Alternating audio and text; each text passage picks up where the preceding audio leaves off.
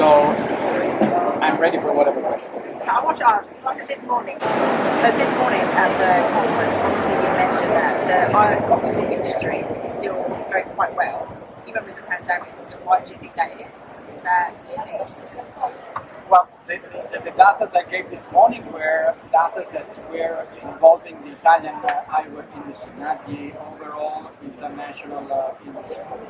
So when it comes to the Italian industry, actually, as I said this morning, we have been able during 2021 to recover and go back to numbers that are pre-pandemic, and we have numbers that grew compared to 2019. This is because probably we all lived difficult times in 2020, but there has been a strong restart, and the Italian industry was ready to do that.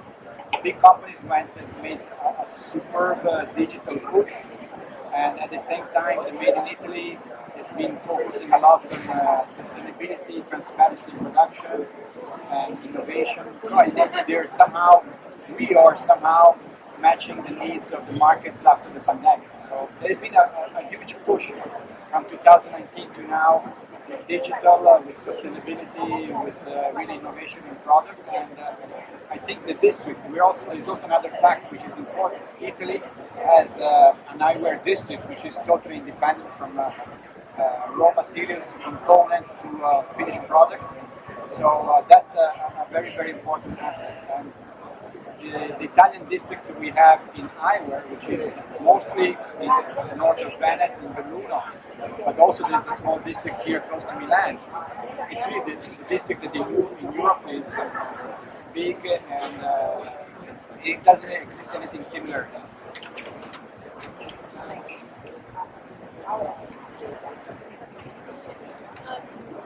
Is this the biggest fair globally? Yes. It's taking place once a year. No, this is definitely the most global eyewear show in the world. We have pre-registrations from visitors around 55 countries at the moment.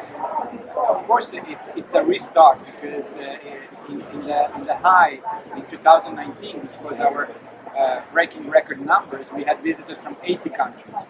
So we've always been extremely global, and we've been covering all market segments because this is the only eyewear show where you have areas that are exhibiting raw materials, components, machinery, eyewear, sunglasses, ophthalmics, and so there's a huge coverage of all market segments. Plus, this show is not just the 3 days of the show, but it's something that really goes on all year round. We have a team of super people that are dedicated to the fair all year round, that do a lot of scouting around the world to find new exhibitors, new trends, new products, and we're doing this since 50 years. Yeah, we're number one. What do you think is the biggest innovation? Gender-free products or sustainability? Well, definitely it's a mix of all that. So gender-free, it's clearly an important trend. Once we were calling it unisex, but now it's gender-free. But I would say that if I look at the styles, they're very close. But on the other side, I think definitely sustainability. It's something extremely concrete. I see a lot of companies that are considering sustainability when they develop all the engineering process in product development. Sustainability is an important aspect which has to be taken in consideration right from the beginning. And this was not happening 3-4 years ago. We do see that happening now. So this is fantastic. And then other questions, I think. There is definitely, in terms of innovation, the fact that the Italian manufacturing today is working, and we're doing this kind of job from a association point of view with all our factories. We are really working to make possible a sort of certification of sustainability and traceability of the products. This is very important. I think that our final customers, the millennials in particular, but not only them, they can find easily the information about the products and the companies. So we need to push and give clear information. I think we have some good competitive advantage because we've been doing the right things since several years, and now it's time to explain it and to be successful in all the markets. I'm happy to help. Sorry. Yes. My job is to look for sustainable products in France. Work one day. Yeah. So I'm happy to ask this question. As yes, MIDO trade show is owned by ANFAO. ANFAO is the Italian National Association for Eyewear Manufacturers. ANFAO owns the majority of a company called the Certottica, and Certottica is based in the heart of the Italian eyewear district in Belluno. And through Certottica, which is an institute specialized in certification, regulations, and training, we have been lighting up a sustainable project to create a sort of, I would say, sustainable digital passport on the product. And we have partnered with the biggest Italian studio in sustainable trajectories, and we are starting in these weeks really to make all the program possible. So it will take about 1 year time, but we are going towards a sustainable certification of the product. Absolutely.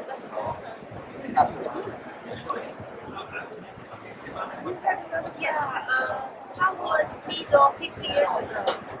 I had 3 years, so I was 3 years old. I believe it was fantastic because it was made up by pioneers. So it was born in 1970, and the first MIDO president was Mr. Mario Lozza. Mr. Mario Lozza was, of course, a pioneer of our industry. Lozza has been the first manufacturing plant up in the eyewear district in Calalzo. So it was definitely different times. But at that time we had this. No, I was saying in the 70s definitely was a pioneer's time. Eyewear was still at the time was starting to become an accessory, but it was not still an accessory. It was more kind of a product. But at the same time, the 70s have been years in which the Italian industry developed in a very important way. So companies like Safio, but even Luxottica and Marconi, they had their big growth in those years. So I would say that those were years in which maybe certain things were easier, but the entrepreneurs were really proper innovators and were extremely successful. And the idea of having a show to really promote internationally the Italian eyewear was a great move. And MIDO grew up, and I think MIDO is actually a big capital for the Italian industry. The show grew with the Italian industry, and the industry helped MIDO to grow and become leader. So the story is really interconnected. The Italian industry and the biggest show. Thank you. Well, One more question. So I've seen quite a few new brands, and they started right before the beginning of the pandemic. So I just want to know, as MIDO, what you can do in the future to help these brands come out and really grow. well, we definitely, I think, do a lot because we have certain specific areas which are really dedicated to innovation and sort of startups.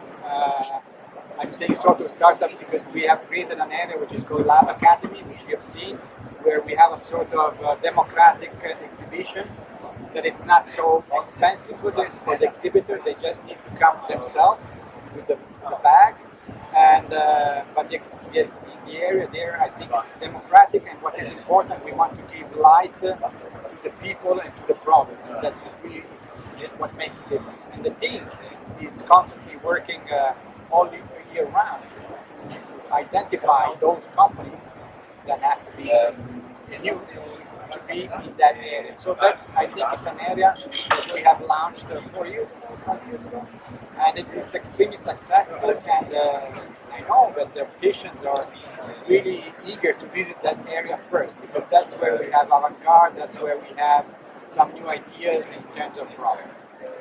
But then, this industry, it's not just about products. So what's the next 50 years for MIDO? Well, difficult to say, but I still think that the story of the Italian industry and of this show will continue together. So I think, I don't know exactly who will write and what will be written in the next chapters, but definitely the book will be nice.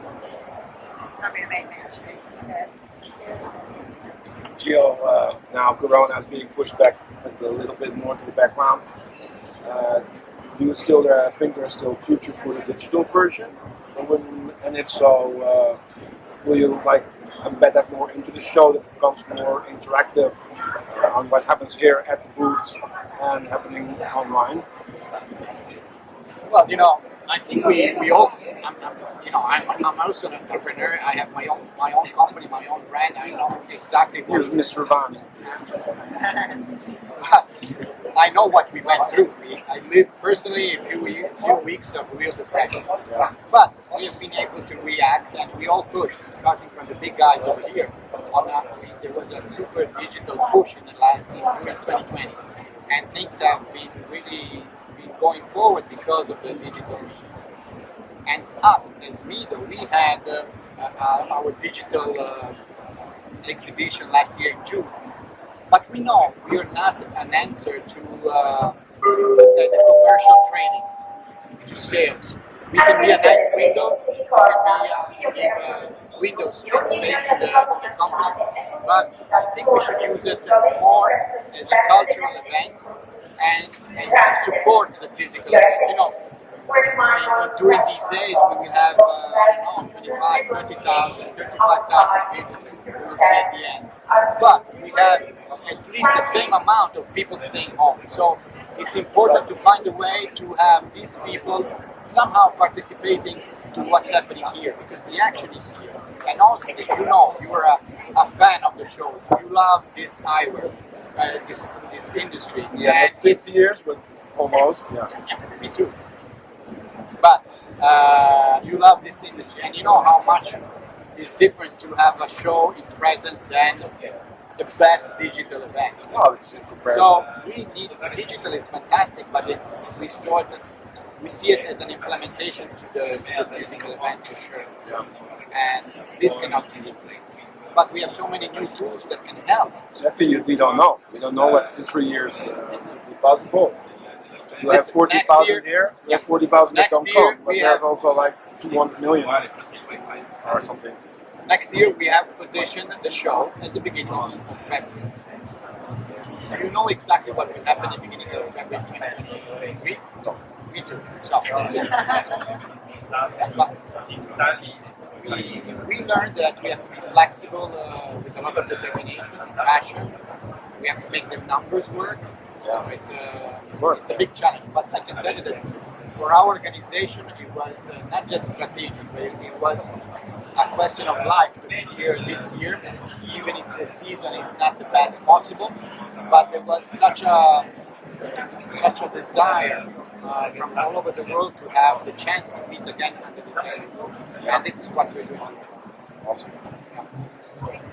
Yes, it was my question. Sorry. Oh, sorry. I felt it. because today many friends said me that they prefer MIDO and they hope maybe in 2023 it will be still in May. We have scheduled even in February, but we don't know exactly. Of course, we have the plan A is February, but we have plan B, we have plan C. We know we will do it in any case. Then, living outside these nights, maybe if you have arrived yesterday or the day before, it's amazing to spend some night in Milano and live some true Italian evenings. So that's amazing. But you also have to follow the rules of the market and understand that there is so much effort by all the corporations to develop new collections, new products, and there is a season where it's better to launch the products and capitalize on the investment.